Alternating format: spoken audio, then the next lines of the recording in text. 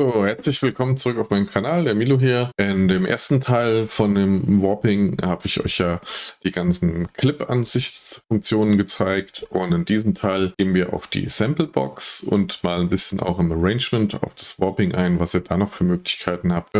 Falls ihr den ersten Teil verpasst habt, könnt ihr euch den nochmal anschauen und ich würde sagen, nach einem kleinen Intro legen wir direkt wieder los. Heute steigen wir direkt ein in die Samplebox hier und da zeige ich euch mal, nachdem ich mir den Kopfhörer aufgesetzt habe, wie funktionieren jetzt eigentlich die ganzen Warp-Modi. Was ist für welches Tonmaterial der beste Modus? Wenn ihr hier oben anfangt, dann habt ihr erstmal den Namen von dem Sample benannt, von dem den Originalnamen, hat nichts mit dem Namen zu tun, was in den Clips hier oben eingebt. Hier steht immer der Original-Sample-Name drin. Dann habt ihr unten den Warp-Schalter, kennt ihr ja aus dem letzten Tutorial. Und dann habt ihr darunter die Auswahl der verschiedenen Warp-Modi, Beats, Tones, Texture, Repitch, Complex und Complex Pro. Es gibt noch einen weiteren Warp-Modus, das ist der für die Rex-Dateien. Der wird aber hier nicht angezeigt, sondern den seht ihr nur, wenn ihr eine Rex-Datei einladet. Das sind zum Beispiel Dateien, die kennt man aus dem Programm Recycle von Propellerhead. Da ich nicht mit Rex-Dateien arbeite, würde mir auch nicht angezeigt. Die meisten werden es auch nicht brauchen. Wir gehen jetzt auf die 6 Modi ein, die Ableton Live für die normalen Standard-Wave-Formate vorgibt. Dann könnt ihr hier unten, habt ihr eine weitere Box, da könnt ihr das nochmal ein bisschen einstellen, welche Transienten, ob ihr das als Transienten haben wollt, ein 32. oder. So, wir steigen mal ein. Was macht der Beats-Modus eigentlich? Und diese Modi sind dafür gedacht, wenn der Beat jetzt zum Beispiel irgendwie nicht so sauber klingt und man hört irgendwelche Artefakte oder tonale Unstimmigkeiten, dann könnt ihr hier Ableton helfen, das ein bisschen besser einzustellen. So kann man es vielleicht einfach erklären. Also Beats, wie das schon sagt, ist für rhythmisches Material gedacht, also solche Drum Loops, Percussion Loops etc. Dafür ist es bestens geeignet und der Modus ist darauf spezialisiert, die Transienten, das braucht man ja bei Drums immer, dieses Platsch, zack, bumm, ja, das braucht man, das sind die Transienten, praktisch hier lauteste Stelle und dann klingt das ja meistens ab. Darauf ist der Beats-Modus spezialisiert. Dann habt ihr hier verschiedene Schalter. Der erste wäre Loop aus. Das bedeutet, dass jedes Audiosegment, also hier zwischen den Markern, einmal gespielt wird und dann ausgeht. Hört sich so an. Hört man erstmal nicht viel Unterschied. Wenn ich jetzt aber zurückschalte auf den dritten Modi, hört sich das Ganze irgendwie sauberer an. Für mich zumindest. Für die meisten wahrscheinlich. Der zweite ist hier Loop vorwärts. Das heißt, dass jedes Audiosegment zwischen diesen Transienten bis zum Ende abgespielt wird. Dann springt die Wiedergabe zurück auf den Nulldurchgang und loopt so lange, bis die nächste Transiente kommt. Hört sich so an.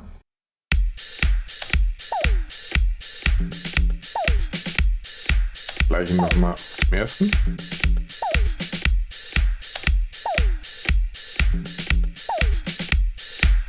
Nicht so viel Unterschied.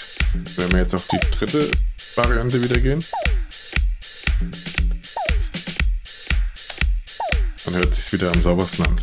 Und da ist es eben so, dass in der dritten Variante, ich mache das gerade mal aus, zwischen den Transienten so lange hin und her geloopt wird, bis der nächste Takt beginnt. Und dadurch kommt man das hin, dass nicht irgendwelche Artefakte entstehen. Das ist zum Beispiel, wenn ihr das Ganze transponiert, also wir hören es jetzt gerade mal bei einem transponierten Sample an.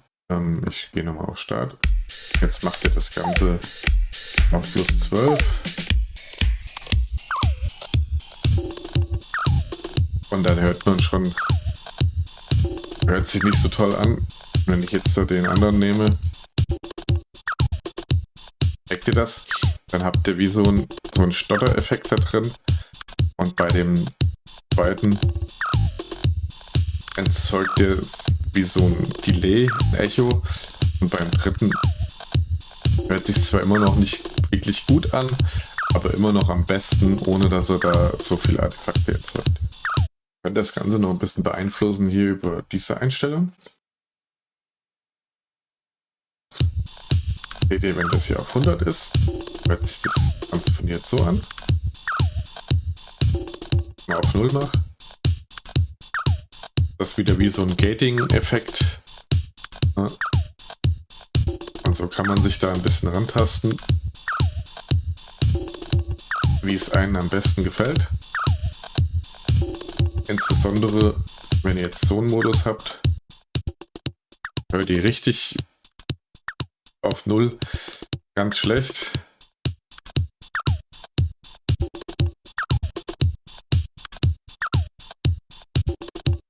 Hier irgendwo so in dem Bereich wäre es ganz okay. Na? Okay, wir machen das Ganze wieder rückgängig. Ihr habt schon gemerkt, muss man ein bisschen mit rumspielen. Kann man natürlich wie alle Modi wunderbar auch für Sounddesign verwenden. Ich will aber jetzt gar nicht so lange rumlabern. Wir kommen mal zum nächsten Modus, das ist der Tonsmodus. Da habt ihr hier jetzt schon gleich eine ganz andere Einstellung. Das ist nämlich den Crane Size. Und der Crane Size ist ganz wichtig, wenn ihr zum Beispiel hier jetzt da drauf geht. Ich erhöhe jetzt mal den Crane Size.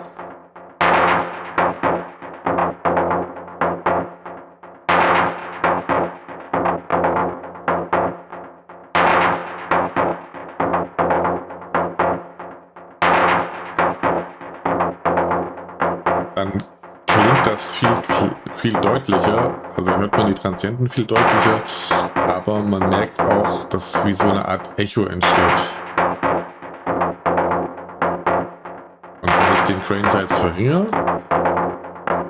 hört ihr, das gehört gerade, dann gibt es wie so kleine Audioaussetzer, Knackser, und das könnt ihr kletten, indem ihr den Crane Size ein bisschen erhöht. Ne? Dafür ist der Crane Size bestens geeignet. Bietet sich an bei Geräuschen, atmosphärischen Klängen, FX und so weiter. Oder speziell bei Gesang oder monophonen Basslines ist das natürlich auch bestens geeignet. Wobei bei Gesang, da kommen wir gleich nochmal drauf, würde ich einen anderen Modus benutzen. Textur wäre der nächste Punkt. Da habt ihr dann gleich zwei Einstellungen. Einmal die Crane Size und einmal der Flux oder Flux, wie auch immer. Und der Crane Size funktioniert ähnlich wie bei dem Tonsmodus. Da ist nur ein anderer Algorithmus hinterlegt und der Flux ist mehr wie so ein Zufälligkeitsgenerator, wo er praktisch zufällig zwischen den Cranes hin und her springt. Das hören wir uns auch mal an. Wenn ihr jetzt den Crane Size hier erhöht, klingt das ein bisschen darker. Und wenn ihr jetzt noch diesen Zufallsgenerator nach oben macht, hier ein bisschen rumspielt, könnt ihr das Ganze wunderbar für Sounddesign auch verwenden und hört sich schon mal ein bisschen anders an als der Original-Loop. Ich mache es mal gerade wieder rückgängig. Ja, so hört sich das Original an. Und wenn ich es verändere, so mehr noch so einen düsteren Touch. Okay. Nächster Modus ist der Repitch-Modus. Das müsst ihr euch vorstellen, das ist wie beim DJ oder beim Plattenspieler. Wenn ihr da auflegt, dann wird die Geschwindigkeit entsprechend angepasst, um das auf den Beat zu bekommen. Und so verändert sich die Tonalität, weil einfach, wenn ich jetzt nach oben pitche, das heißt, die Platte wird schneller abgespielt. Dadurch entsteht ein Pitch nach oben. Und wenn ich den Pitch nach unten mache, wird sie langsamer abgespielt. Hören uns das Ganze mal an. Beats-Modus. Hört sich das so an. Wenn ich jetzt nur auf Repitch klicke, habt ihr schon gemerkt, dass ein kleines bisschen nach oben transponiert ist. Und im Repitch-Modus, das ist ganz wichtig, hat dieser Regler hier Transpose keine Funktion. Ansonsten könnt ihr da nichts einstellen. Das ist einfach nur, wird ein bisschen nach oben gepitcht. Der Geschwindigkeit angepasst. Also hier zum Beispiel, also wird jetzt, muss man richtig erklären, also wenn jetzt hier oben eine höhere Geschwindigkeit angegeben ist, als dieser Loop hat, wird er logischerweise nach oben gepitcht. Wenn hier oben jetzt dann eine Geschwindigkeit wäre, machen wir gerade mal von nur 95 BPM, merkt ihr, dann wird er nach unten gepitcht wie so eine Platte. Ja? So kann man das am einfachsten erklären. Kommen wir zum Komplex-Modus. Das ist jetzt zum Beispiel für Material gedacht, wo nicht klar erkennbar ist, sind das jetzt Drums, sind das Melodien, beziehungsweise für gemischtes Material. Also am besten für ganze Tracks. Zum Beispiel haben wir jetzt hier, ich lasse das Ganze mal im Beats-Modus erstmal ablaufen, ab hier wieder. Hört sich das Ganze so an. So. Lasse ich das Ganze im Komplex-Modus ablaufen. Und dann merkt ihr schon, das hört sich viel sauberer an als vorher. Nochmal zum Vergleich. Da habt ihr noch so kleine Artefakte, Distortion drin, und wenn ich auf Komplex gehe, viel sauberer aufgelöst. Also für gemischtes Material, ganze Tracks, entweder Komplex, ihr könnt natürlich auch Komplex Pro verwenden. Das ist dann nochmal ein bisschen besser. Diese beiden Modi sind aber sehr CPU-lastig. Deshalb mit Vorsicht zu genießen, wenn ihr das auf zu vielen Samples anwendet, oder einfach das Sample einfrieren, aber das zeige ich euch mal in einem anderen Tutorial. So, dann kommen wir jetzt als letztes zum Komplex Pro Mode. Den würde ich am besten verwenden, entweder auch für gemischtes Material. Ich mag ihn am liebsten für Vocals. Zeige ich euch auch gleich mal warum. Also so würde sich das im Komplex Pro Mode also anhören. Wir hören uns das gerade mal im Beats Modus an.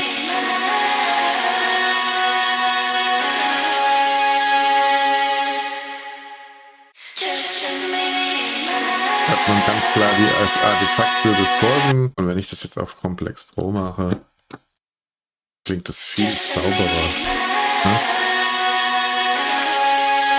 Okay, hier könnt ihr Formanten einstellen und den Envelope ein bisschen einstellen. Also die Formanten, damit könnt ihr einstellen, wenn ich das jetzt zum Beispiel nach oben transponiere, wie genau und wie sauber sich das anhört bei einer tonalen Veränderung. Und mit dem Envelope, also wenn ihr Samples extrem hoch transponiert, das heißt, ich mache das hier mal auf 12, das ist schon eine Oktave höher, ja, dann solltet ihr hier mit diesem Wert ein bisschen nach unten gehen. Das hören wir uns mal kurz an, wie sich das anhört.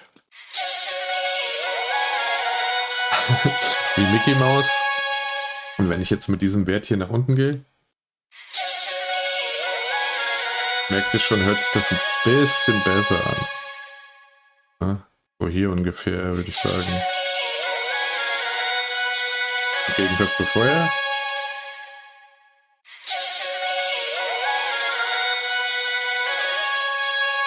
Okay.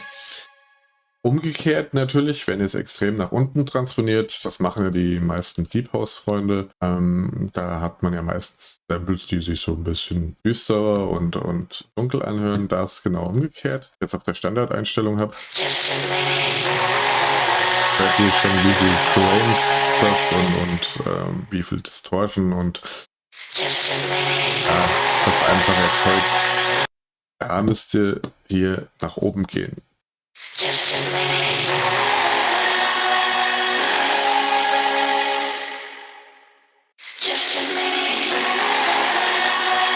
Ganz bekommt es leider nicht raus, aber hört sich schon wesentlich besser an als auf der Standardeinstellung.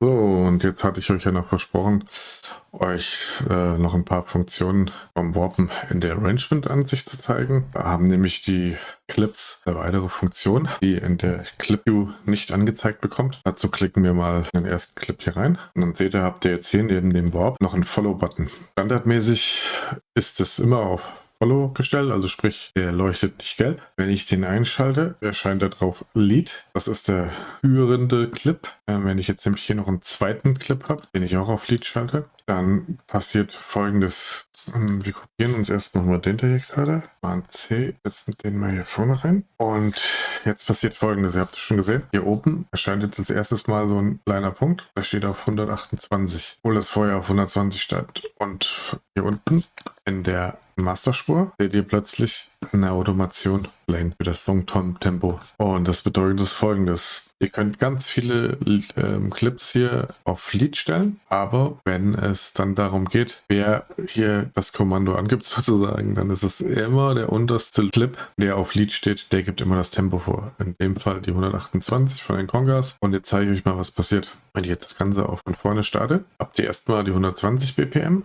und dann wird alles 28 BPM laufen, weil hier der Clip als Lead gesetzt ist. Schauen wir uns mal an.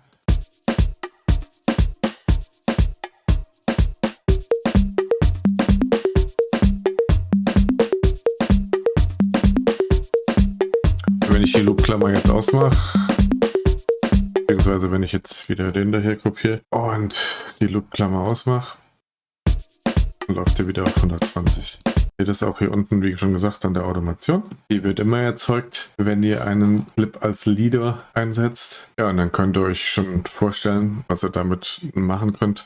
Außer die Geschwindigkeit verändern. Wenn ihr den jetzt rauslöscht, passiert erstmal Folgendes. Geht das auf 120 BPM und die Lane hier unten ist weg. Was ist mal gerade rückgängig? Wenn ich die Lane hier unten behalten möchte, also die Tempogeschwindigkeit behalten, aber ich möchte nicht mehr den Clip haben, dann muss ich hier oben Tempo-Automation nicht folgen anklicken. Wenn ich den Clip lösche, seht ihr, bleibt die Automation erhalten. Das ist wichtig. Das funktioniert natürlich nur, wenn Ableton Live nicht über eine externe Quelle gesteuert wird. Dann habe ich ja gesagt, euch noch was zeigen. So, wenn ihr jetzt so einen Clip habt und wollt die Geschwindigkeit ändern, dann müsst ihr die Shift-Taste gedrückt halten. Zieht ihr das nach oben auf. Und dann sind aus den 125 BPM 135 geworden. Wird jetzt natürlich langsamer abgespielt, weil die Geschwindigkeiten nur 120 BPM sind und wir den Loop jetzt noch verlängert haben, also läuft er langsamer. Wir können das Ganze natürlich auch wieder rückgängig machen mit Command Z. Immer wieder bei der Originalgeschwindigkeit 120 BPM. Und wenn wir das Ganze jetzt verkleinern, also in die andere Richtung machen, Shift-Taste gedrückt halten, hat sich jetzt das Tempo halbiert. Der Loop läuft jetzt doppelt so schnell ab. So könnt ihr das also auch einstellen. Tja, das waren so die 2 Tipps, für was ihr das gebrauchen könnt. Das ist ganz einfach. Ihr könnt jetzt zum Beispiel hergehen und sagen, okay, ich kopiere mir den Loop jetzt erst nochmal, damit ich ihn nochmal doppelt habe. So, dann möchte ich jetzt da hier einen Loop haben, der schneller. Dann koppel ich mir den nochmal. Hier möchte ich einen Loop haben, der langsamer ist.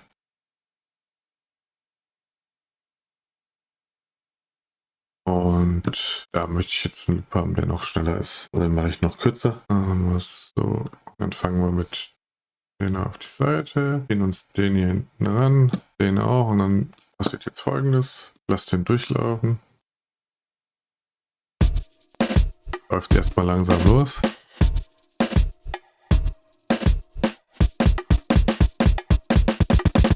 Ja, damit könnt ihr also zum Beispiel auf dem Break hinarbeiten oder krasse Effekte machen. Hab jetzt vielleicht nicht den besten Loop dafür gewählt, aber ihr könnt euch vorstellen, was man damit machen kann. Und ich hoffe, wir sehen uns dann im nächsten Tutorial.